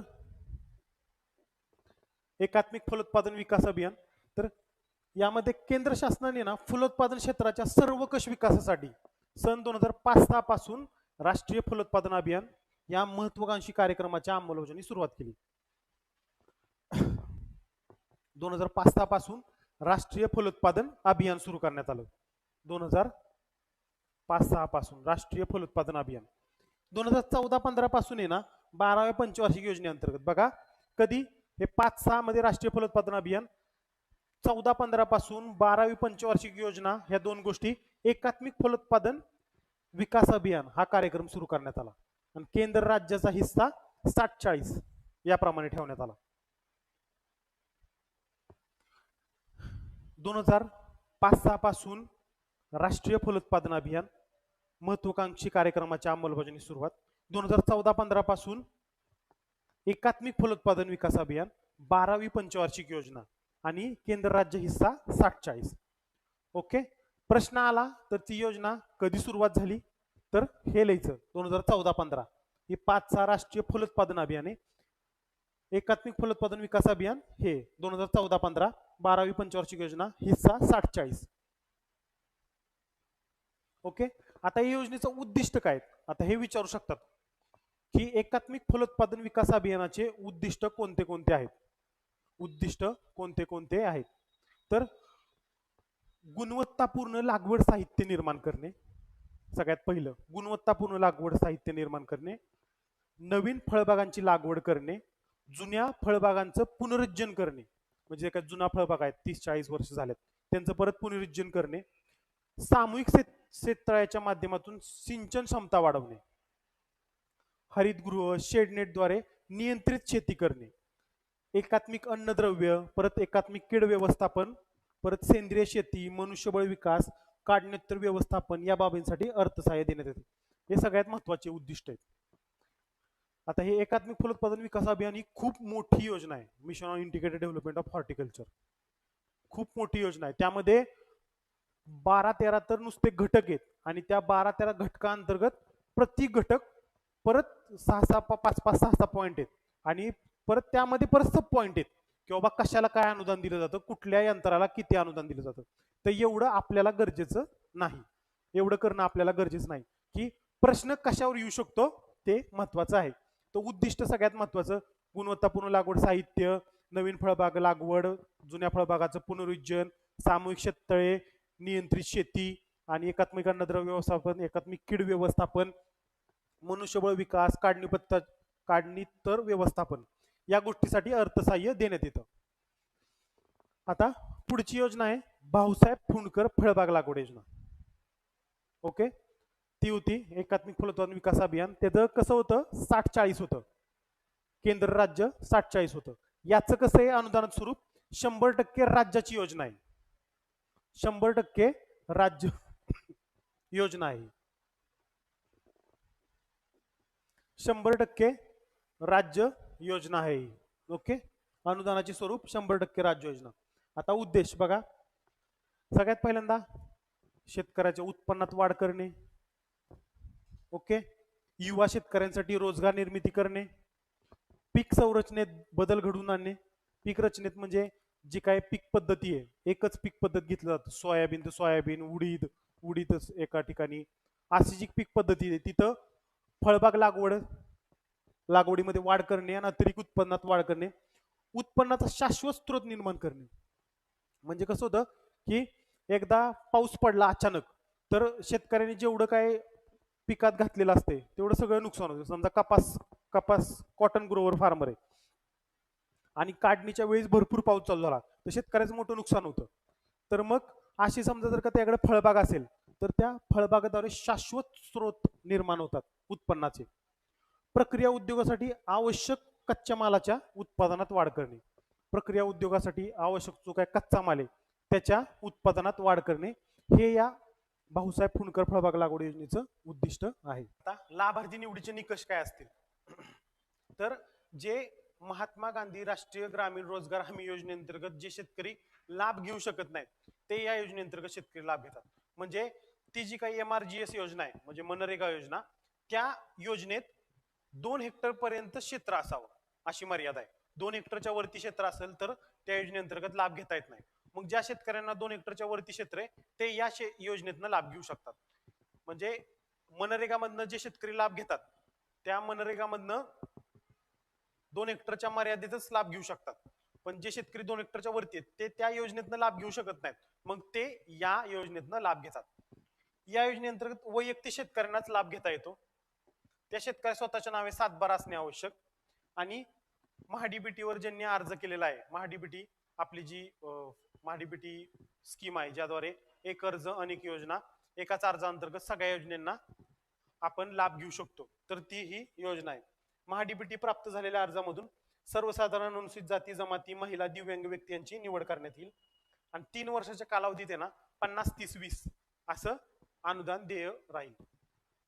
50-30-20 असं अनुदान देय राहील. म्हणजेच कसं की सुरुवातीला 50% अनुदान भेटतं पहिल्या वर्षी, दुसऱ्या वर्षी 30% आणि तिसऱ्या वर्षी 20%. 50-30-20 असं अनुदान. म्हणजे असा डायरेक्ट प्रश्न येऊ शकतो की भाऊसाहेब फुंडकर फळबाग लागवड योजनेअंतर्गत 3 वर्षामध्ये कसं अनुदानाचं टप्पे असतात. 50-20-30 करतील, 50-40-10 करतील, 50-30-20. तर आपल्याला माहिती पाहिजे 50-30-20. त्या योजनेचे लाभार्थी निवडीचे निकष माहिती पाहिजेत आणि त्याचं उद्दिष्ट आणि या गोष्टी की बाबा कुठल्या गोष्टी शेतकऱ्यांनी करायच्यात आणि कुठल्या गोष्टी ला अनुदान मिळणारे 100% आणि कोणी शेतकऱ्यांनी करायच्यात. तर शेतकऱ्यांनी स्वखर्चाने कुठल्या गोष्टी करायच्यात या योजनेअंतर्गत स्वखर्चाने करावायची कामे. तर जमीन तयार करणे, माती शेणखत सेंद्रिय खत मिश्र किंवा मिश्र खते खड्डे भरणे, रासायनिक खते देणे, आंतरमशागत करणे, काटेरी झाडाचे कुंपण करणे. या गोष्टींना अनुदान नाही, हे स्वतः शेतकऱ्यांनी करायचं. आणि शासन अनुदानित कामे कुठली?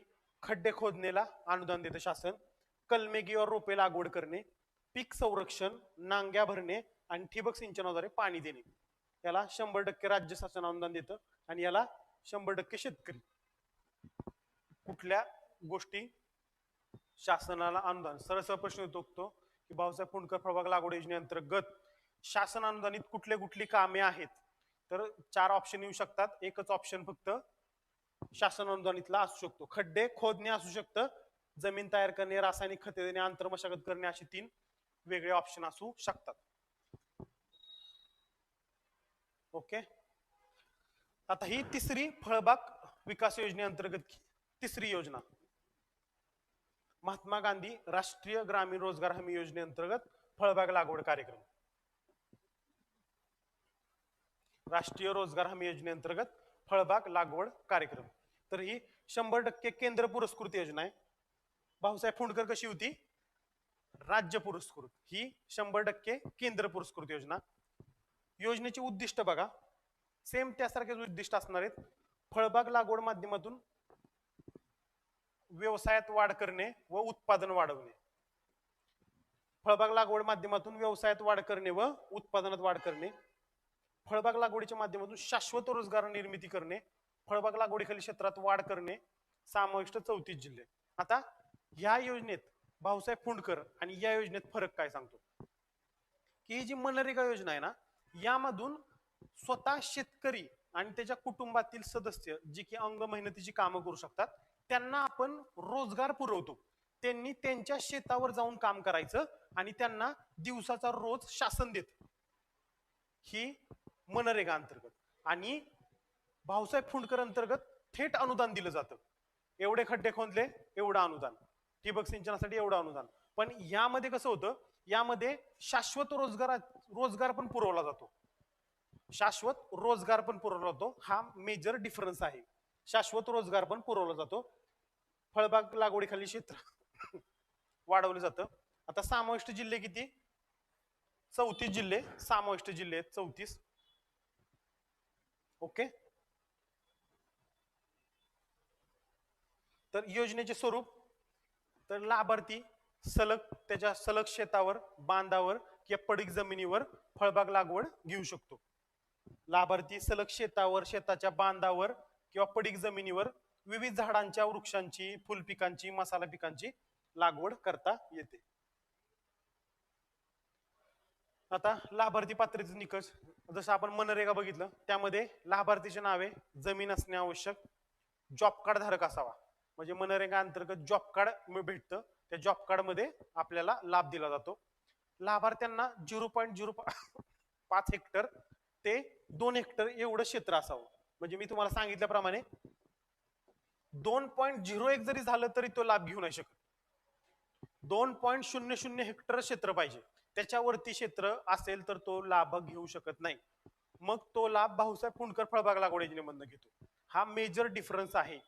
आणि यामध्ये अजून एक डिफरन्स म्हटलं तर यामध्ये रोजगार पुरवला जातो, त्यामध्ये पुरवला जात नाही. ओके. लागवड कालावधी माहे जून ते डिसेंबर. या योजनेअंतर्गत लागवड कालावधी जून ते डिसेंबर. फळपिके कोणती कोणती आहेत ही पूर्ण लिस्ट आहे. आंबा, काजू, चिक्कू, पेरू, डाळिंब, संत्रा, मोसंबी, कागदी लिंबू, परत नारळ, बोर, सीताफळ, आवळा, चिंच, कवट, जांभूळ, कोकम, फणस, अंजीर, कलमे, द्राक्ष, ड्रॅगन फ्रूट, केळी, सुपारी, साग, गिरीपुष्प, कडीनिंबू, शेवगा, हादगा, बांबू, जॅट्रोफा, कडीपत्ता, करंज ही सगळी फळपिके आहेत. फुलपिकेमध्ये गुलाबे, मोगराई, निशिगंधा, सोनचाफा. मसाला पिकीमध्ये लवंग, दालचिनी, जायफळ आणि मिरी सगळी मेजर पीक आहेत जी की या योजनेअंतर्गत आपण लाभ घेऊ शकतो. माहिती पाहिजे. ओके. या फळ फळबाग विकास योजना बघितल्या आपण.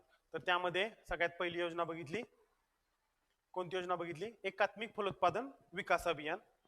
दुसरी योजना बघितली MRGS म्हणजे MRGS अंतर्गत फळबाग लागवड. आणि तिसरी भाऊसाहेब फुंडकर फळबाग लागवड योजना. या 3 योजना बघितल्या. अजून एक किती की राष्ट्रीय कृषी विकास योजनेअंतर्गत अहिल्याबाई होळकर रोपवाटिका योजना. ही पण योजना सांगितली जाते. पण कसं होतं की बरं ठीक आहे, माहित असली पाहिजे म्हणून मी सांगतो की त्या योजनेअंतर्गत सगळ्यात महत्वाचं उद्दिष्ट म्हणजे त्या क्षेत्रामध्ये भाजीपाला पिकाचं उत्पादन वाढवणं, दर्जेदार भाजीपाला रोपांचं उत्पादन करणं आणि शेतकऱ्याला अतिरिक्त रोजगार पुरवणं किंवा अतिरिक्त उत्पन्नाचा स्रोत उपलब्ध करून देणं ही त्या योजनेचे उद्दिष्ट आहे. त्या योजनेमध्ये प्राधान्यक्रम कुणाला आहे? जे की महिला BSc ऍग्री झालेले आहेत, म्हणजे महिला कृषी पदवीधर यांना सगळ्यात पहिल्यांदा प्राधान्य आहे. महिला कृषी पदवीधरांना प्राधान्य आहे. त्यामध्ये शेडनेट बांधण्यासाठी अनुदान दिले जातं. शेडनेट त्यामध्ये पॉलिटनेल येतात, क्रेट्स आणि एक पाठीवरचा पंप या त्या योजनेअंतर्गत दिलं जातं. फक्त एवढं माहिती पाहिजे की भाजीपाला, दर्जेदार भाजीपाला रोपांचे उत्पादन वाढवण्यासाठी ती योजना आहे. पण ती फळबाग विकास योजना असल्यामुळं ओके. आता ही चारा विकास योजना, एकात्मिक चारा विकास योजना जी आहे ती ही योजना चारा विकास योजना बघूया आपण थोडक्यात. चारा विकास योजना ही योजना काय सांगते की पशुसंवर्धन, दुग्ध विकास आणि मत्स्य व्यवसाय विभाग ही योजना राबवित आहे. पशुसंवर्धन, दुग्ध विकास आणि मत्स्य व्यवसाय, चारा व अन्न पदार्थ फीड संवर्धनासाठी राज्य सरकार करीत असलेल्या प्रयत्नांना पाठिंबा देणे. केंद्र सरकारद्वारे म्हणजे जे काय राज्य सरकार प्रयत्न करते चारा व फीड संवर्धनासाठी, यासाठी पाठिंबा देणे. सुरुवात कधी? 2005 हा प्रश्न विचारू शकतात. योजना कधी चालू झाली? चारा विकास योजना 2005. त्यामध्ये घटक काय आहेत बघा. जे काय चाऱ्याचे ठोकळे बनवले जातात म्हणजे फॉडर ब्लॉक्स बनवणारी यंत्रे उभारणे, चराऊ कुरणे विकसित करणे. फॉडर ब्लॉक बनवणारी यंत्रे उभारणे, चराऊ कुरणे विकसित करणे, चराऊ गवतांच्या बियाण्याचे उत्पादन व वितरण आणि जैव तंत्रज्ञानात्मक संशोधन प्रकल्प हे योजनेचे घटक आहेत. चारा विकास योजना या योजनेचे घटक आहेत. म्हणजे जे काही फीड ब्लॉक्स तयार करतात त्याची यंत्रे उभारणे, जी चराऊ कुरणे विकसित करणे, चराऊ गवताच्या बियाण्यांचे उत्पादन व वितरण आणि जैव तंत्रज्ञानात्मक संशोधन व प्रकल्प हे योजनेचे घटक आहेत. विचारलं तर 2005 आणि त्याचे घटक कोणते आहेत.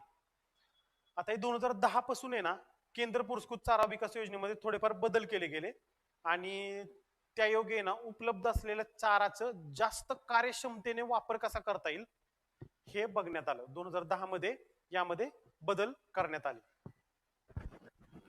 तर आपण बघूया की या योजनेअंतर्गत नवीन घटक व तंत्रज्ञानाचा समावेश केला आहे. तर ह्यामध्ये काय अजून घटक वाढवण्यात आले.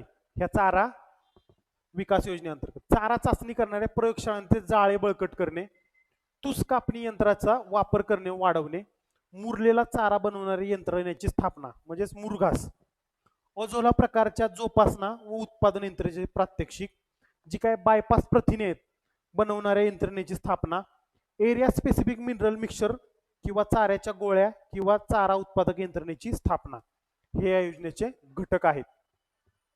हे थोडं पाठांतराचाच विषय म्हणजे यामध्ये काय अशी वेगळी ट्रिक नाही की कन्सेप्ट नाहीये की समजून सांगायला की असं असं घडतंय.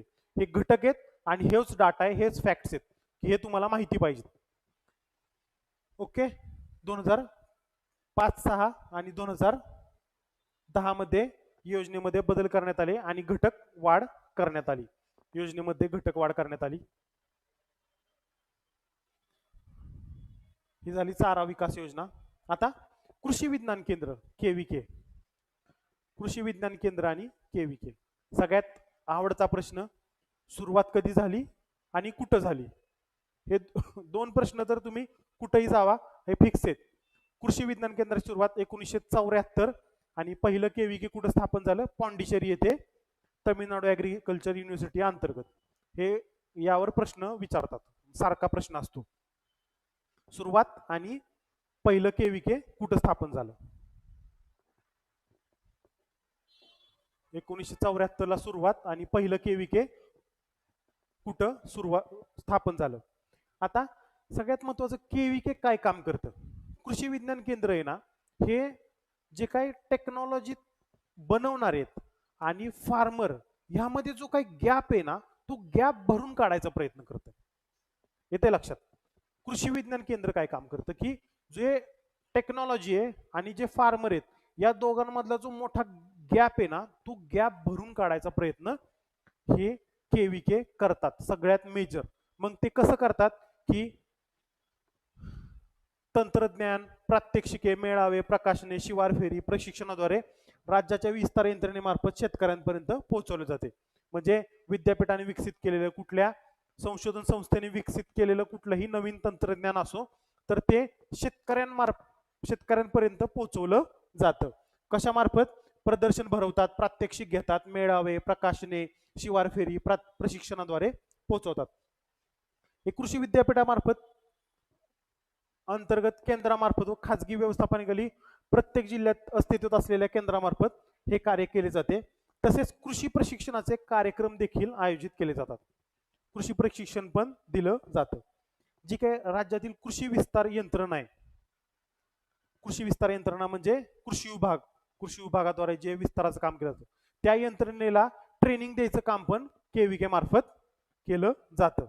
आणि जे काही शेतकऱ्यांना अडचणी येतात त्या विस्तार यंत्रणेमार्फत केव्हीकेला सांगितले जातात आणि ते केव्हीके ते सॉल्व्ह करतं. म्हणजे समजा आपल्याला काय अडचण येत असेल तर आपण केव्हीकेच्या शास्त्रज्ञांना फोन करतो आणि बाबा अशी अशी अडचण आहे, तर त्यांना आणि केव्हीकेला जोडून देतो की बाबा तुम्ही त्यांना विचारा अडचण तुमची आणि ते सॉल्व्ह करून देतात. हे केव्हीकेचं काम आहे. म्हणजे केव्हीकेची कार्य म्हणलं तर खूप येतील, खूप येतील. सगळ्यात बेसिक क्वेश्चन कधी चालू झालं यावर प्रश्न येतो. ओके, आता पुढची scheme national agriculture research project, NARP, राष्ट्रीय कृषी संशोधन प्रकल्प. मराठीत इन्फॉर्मेशन कमी उपलब्ध आहे त्यामुळं इंग्रजीमध्ये घेतलंय. प्रश्न कशावर येणार हे सांगणार फक्त. नॅशनल ऍग्रिकल्चर रिसर्च प्रोजेक्ट, तर national agriculture research project was formulated by, कुणी फॉर्म्युलेटेड केलाय? Council of agriculture research, Indian council of agriculture research, ICAR. हा सगळ्यात पहिला प्रश्न. नॅशनल ऍग्रिकल्चर रिसर्च प्रोजेक्ट कुणी फॉर्म्युलेट केला? ICAR. ओके, कशासाठी केला? की स्ट्रेंथनिंग द रिजनल रिसर्च, म्हणजे जे काही रिजनल रिसर्चचा विकास करण्यासाठी कुणाच्या capabilities of state agriculture universities, ज्या राज्य कृषी विद्यापीठ आहेत त्या कृषी विद्यापीठामध्ये जो काही रिसर्च चालतोय त्या रिसर्चचं स्ट्रेंथनिंग करण्यासाठी हा प्रोजेक्ट आणण्यात आला. या प्रोजेक्टला कुणी असिस्टन्स केलं, म्हणजे कुणी सहकार्य केले, आर्थिक सहकार्य कुणी केलं? तर provided bye international development association. IDA कोण आहे माहिती आहे ना? इंटरनॅशनल डेव्हलपमेंट असोसिएशन, जी की वर्ल्ड बँक ऍफिलिएटेड आहे. वर्ल्ड बँकेची बँक आहे, म्हणजे international bank for reconstruction and development, म्हणजे जी काही वर्ल्ड बँक आहे ना त्या वर्ल्ड बँकेचे agreement in this respect was sign 1978. 1978-79 मध्ये हा प्रोजेक्ट चालू झाला. 1978 मध्ये डिसेंबर 1978 मध्ये साइन झाला आणि 1979 मध्ये सुरू झाली. म्हणजे 1978-79 मध्ये हा प्रोग्राम सुरू झाला, नॅशनल ऍग्रिकल्चर रिसर्च प्रोजेक्ट. आणि ही प्रोजेक्ट वॉज ऍडमिनिस्ट्रेट, कोण ऍडमिनिस्ट्रेट करतं?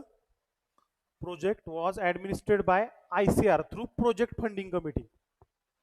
प्रोजेक्ट फंडिंग कमिटीद्वारे हा प्रोग्राम म्हणजे काय म्हणतात त्याला लक्ष ठेवलं जातं, नियंत्रण केलं जातं. आता बघा, नॅशनल ऍग्रिकल्चर रिसर्च प्रोजेक्ट सुरुवात कधी झालं? 78-79 ला. कोणी फॉर्म्युलेट केला? ICARनी. कशाला केला? ज्या स्टेट ॲग्रिकल्चर युनिव्हर्सिटी आहेत त्यांच्यात जे रिसर्च चालतो त्यांचं स्ट्रेंथनिंग करण्यासाठी. त्याला सहकार्य कोणी केलं होतं? जी वर्ल्ड बँक आहे त्याची जी इंटरनॅशनल डेव्हलपमेंट असोसिएशन आहे त्याद्वारे या प्रोग्रामला असिस्टन्स होतं आणि डिसेंबर 1978ला साईन झाला प्रोग्राम आणि administered by project funding committee. Project funding committee. ह्या 4 गोष्टी लक्षात ठेवा.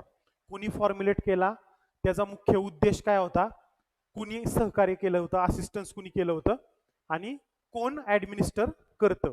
हे नॅशनल ॲग्रिकल्चर रिसर्च प्रोजेक्टचं महत्वाचं आहे. यावर प्रश्न आला ना तर हा विचारतात कुणी फॉर्म्युलेट केला किंवा त्याचं उद्दिष्ट काय होतं, की स्टेट ॲग्रिकल्चर युनिव्हर्सिटीच्या जे कॅपेबिलिटीज आहेत रिसर्चच्या त्या स्ट्रेंथनिंग करणं. आता ऑब्जेक्टिव्ह काय होते तेच मगाशी सांगितल्याप्रमाणे strengthen the regional research capabilities. बघा, strengthen regional research capabilities of the state agriculture universities. जे काय स्टेट ॲग्रिकल्चर युनिव्हर्सिटीज आहेत ना त्यांचं रिसर्च कॅपेबिलिटीज ट्रेनिंग करायच्यात. कशाला? Important means of finding solution of the location specific problem in different agroclimatic zone in their respective services. National agriculture research project काय होता की जे काय स्टेट ॲग्रिकल्चर युनिव्हर्सिटी आहेत त्यांच्या ज्या रिजनल ॲग्रोक्लायमॅटिक झोन आहेत त्यांच्यामध्ये काहीतरी प्रॉब्लेम असतात जे की रिजन स्पेसिफिक असतात. ते रिजन स्पेसिफिक प्रॉब्लेम सोडवण्यासाठी आणि त्या रिसर्चला स्ट्रेंथनिंग करण्यासाठी या योजनेअंतर्गत सहाय्य करण्यात येत होतं. एवढं लक्षात ठेवा की ह्या योजनेचं ऑब्जेक्टिव्ह काय होतं. स्टेट ॲग्रिकल्चर युनिव्हर्सिटीचं जे काय एरिया स्पेसिफिक रिसर्च करण्यासाठी स्ट्रेंथनिंग करणं. आता intensification of research efforts was invested in respect of cereal, millets, pulses, oil seed, particularly those that are grown under the rainfed condition. म्हणजे सगळ्यात जास्त भर कशावर होता? Cereal, millet, pulses, oil seed जे की रेनफेड कंडिशनला ग्रो केले जातात. तर त्याच्यामध्ये काय काय येतं बघा. Farming system involving crop livestock and crop fish production system. परत agronomic practices, soil and water conservation techniques, land use pattern for more efficient use of natural resources आणि इकॉलॉजिकल पोटेन्शियल. या गोष्टी ऑब्जेक्टिव्ह मध्ये येतात. Objective and approaches of national agriculture research project. पण ना याचं सगळ्यात महत्वाचं उद्दिष्ट विचारतील ते सांगितलं. कधी सुरू झाला, असिस्टन्स कुणी केला, फॉर्म्युलेट कुणी केला, हे यावर 3 ते 4 गोष्टी प्रश्न आहे. कारण की आतापर्यंत 2 ओळीचा प्रश्न बघायला मुश्किल आहे, 2 नाही तर 3 ओळीचा कृषी सेवकला. आतापर्यंत मागचे क्वेश्चन पेपर बघितले ना तर 2 ओळीचा प्रश्न म्हणजे डोक्यानं पाणी, 3 ओळीचा प्रश्न तर लईच अवघड प्रश्न. म्हणजे असे प्रश्न खूप क्वचित बघायला मिळतात. म्हणजे टेक्निकलचे फक्त म्हणतोय, नाही तर 1 लाईन क्वेश्चन आहेत सगळे. तर असा प्रश्न विचारायचा म्हणल्यावर ते थेट एकदम सिंपल विचारतील, एवढं काही खोलात जात बसणार नाहीत. ओके.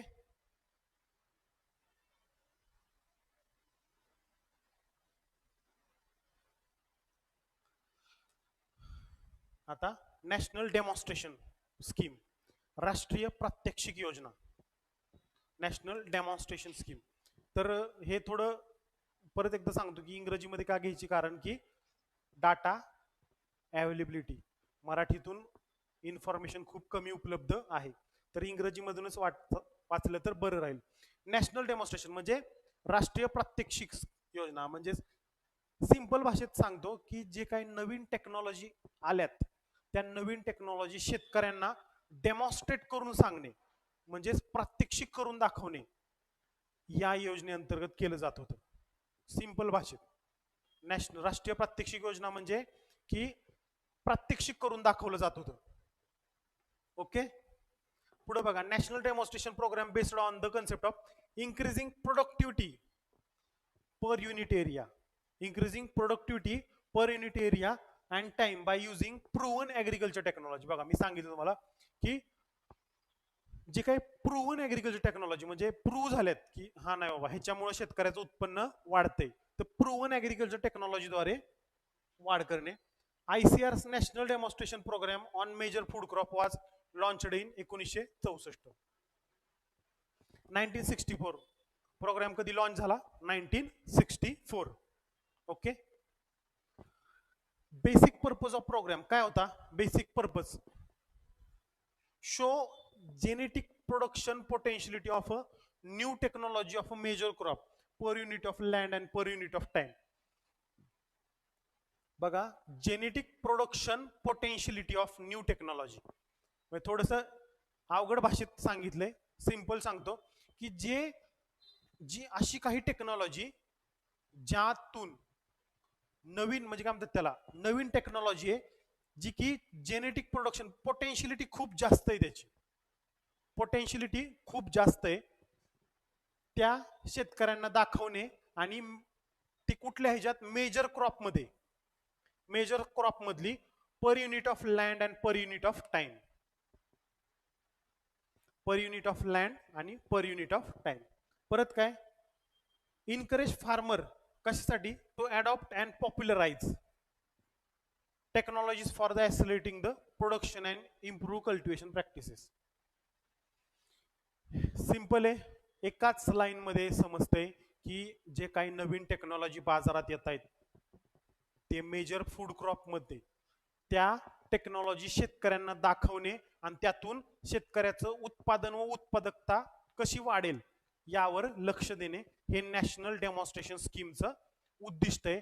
आणि 1964 मध्ये ही योजना सुरू करण्यात आली.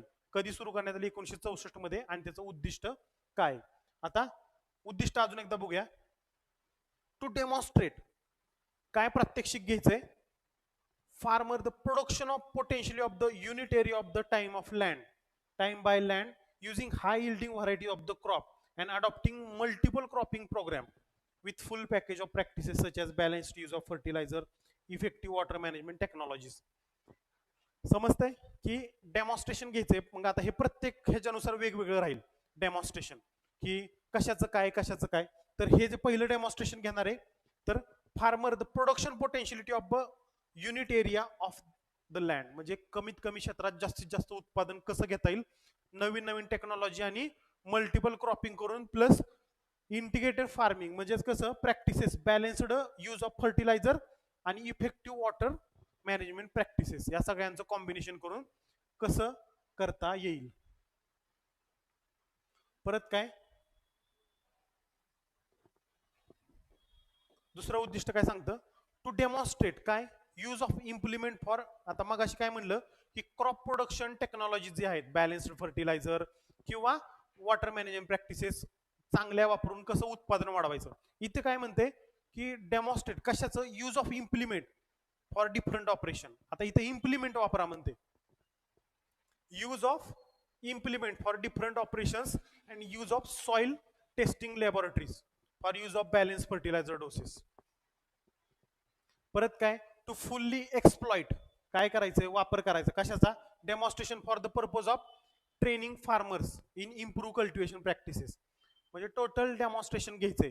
Recognised and effective audio visual aids वापरायचे त्यामध्ये for the flow of latest research technology and result to farmer.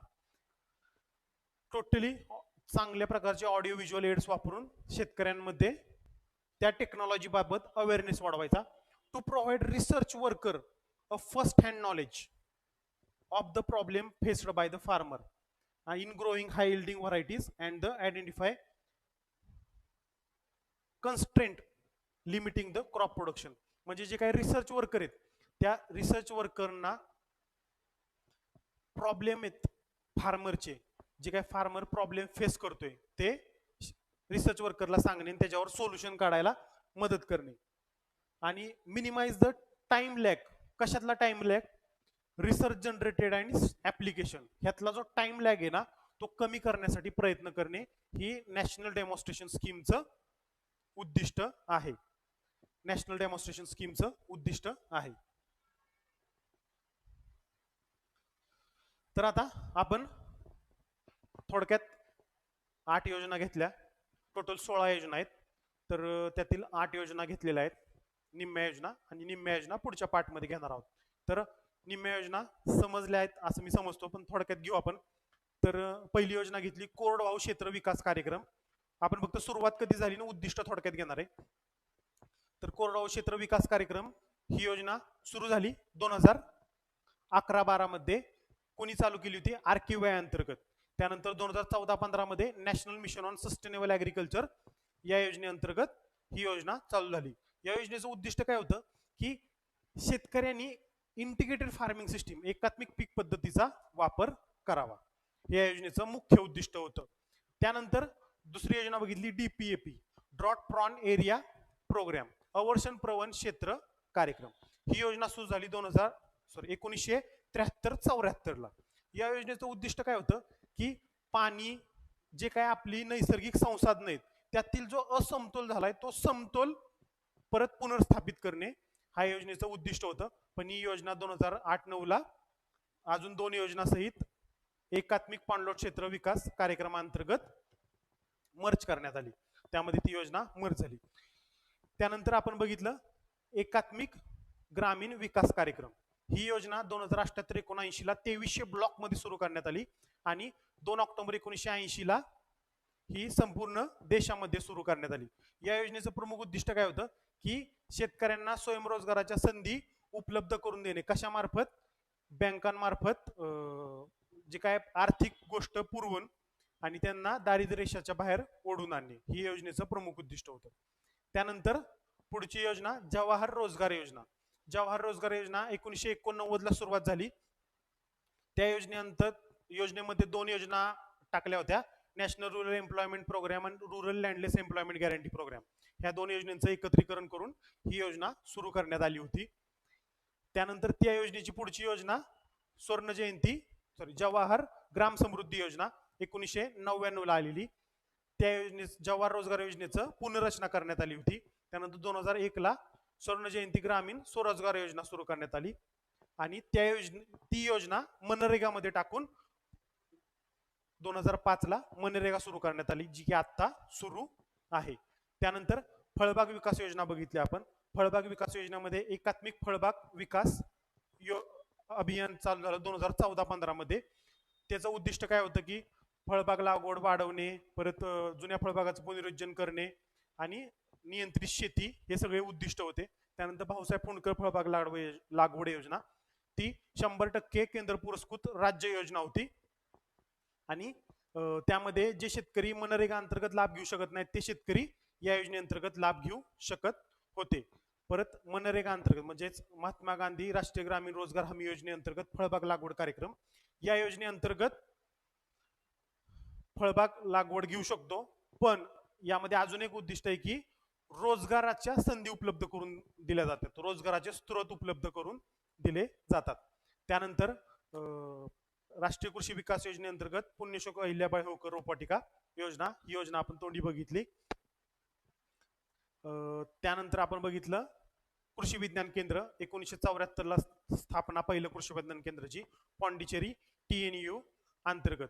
त्यानंतर national agriculture research project NARP बरोबर. तर याची सुरुवात 1979 ला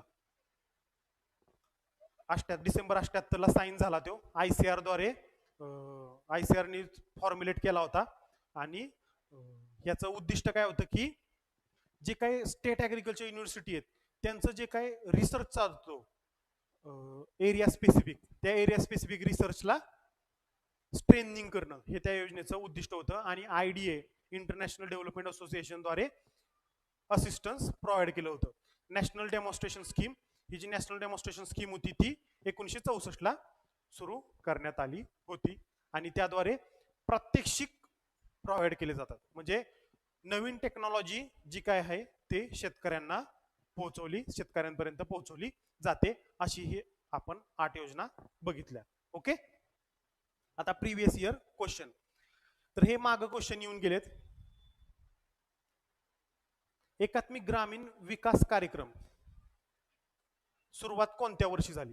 एकात्मिक ग्रामीण विकास कार्यक्रमाची सुरुवात कोणत्या वर्षी झाली? तर आपण बघितलं होतं एकात्मिक ग्रामीण विकास कार्यक्रमाची सुरुवात 77 78 नाही, 75 76 नाही, 84 85 नाही, आणि आपल्या डोक्यात असते 1980. पण ती 1980 पूर्ण देशामध्ये झाली आणि 1978 79 ला ती 2300 ब्लॉक मध्ये सुरू करण्यात आली होती. त्यामुळं 1978 79. आता दुसरं क्वेश्चन आहे, जवाहर रोजगार योजनेची सुरुवात कधी झाली? सिंपल आहे, आपण घेतलंय 1989 ला जवाहर रोजगार योजनेची सुरुवात झाली. राष्ट्रीय कृषी संशोधन प्रकल्पाची सुरुवात केव्हा झाली? राष्ट्रीय कृषी संशोधन प्रकल्पाची सुरुवात केव्हा झाली? तर हा राष्ट्रीय कृषी संशोधन प्रकल्प, नॅशनल ऍग्रिकल्चर रिसर्च प्रोजेक्ट, तर याची सुरुवात 1979 ला झाली. डिसेंबर 1978 ला तो साईन झाला आणि 79 ला सुरू झाला. 78 79 पण येतं आणि 79 पण येतं. त्यानंतर संपूर्ण देशामध्ये ग्रामीण विकासाकरिता सर्वसमावेशक पद्धतीने राबवण्यात आलेला कार्यक्रम कोणता?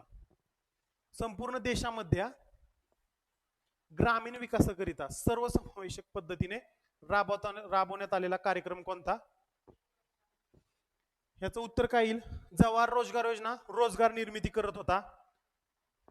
आदिवासी क्षेत्र फक्त आदिवासी क्षेत्रासाठी होता. लाभ क्षेत्र विकास फक्त लाभ क्षेत्रासाठी होता.